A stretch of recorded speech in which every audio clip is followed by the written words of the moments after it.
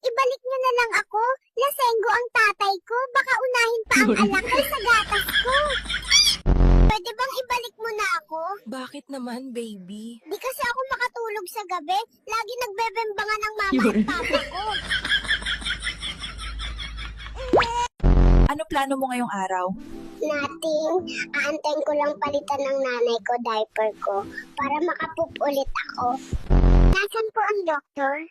Bakit anong problema? Gusto ko na bumalik. Nanay at tatay ko lagi nag-aaway. Nasaan po ang doktor? Bakit, baby?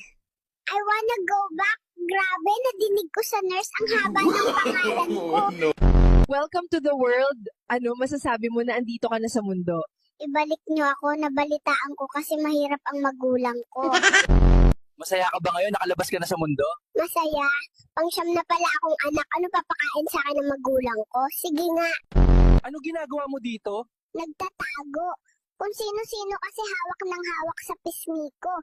I need a break. Birthday mo ngayon, baby. Anong wish mo?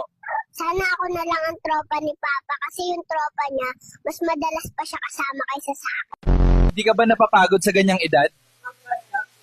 Mas nakakapagod maghintay ng ayuda, boss. Birthday mo ngayon, baby. Anong wish mo?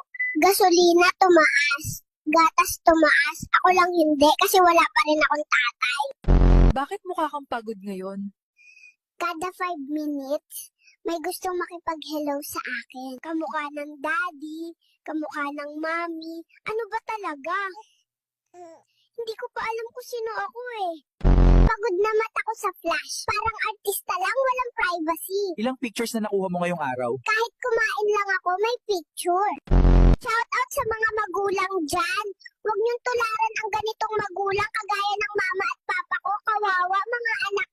Bakit nandito ka? Ilang araw ka pa lang. Kailangan ko na mag-ipon para sa school ng mga anak ko. Nasaan ang DSWD? Bakit? Anong problema? Laging nag-aaway magulang ko. Kuhanin niyo na lang ako. Ano ang masasabi mo ngayon? Nakalabas ka na.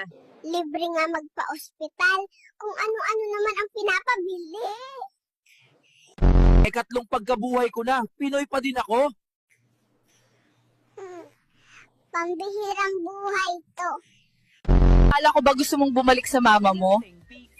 Anak pala ko ni Tanggol, kaya mayaman kami. Sana all. Ganito rin ba nanay nyo?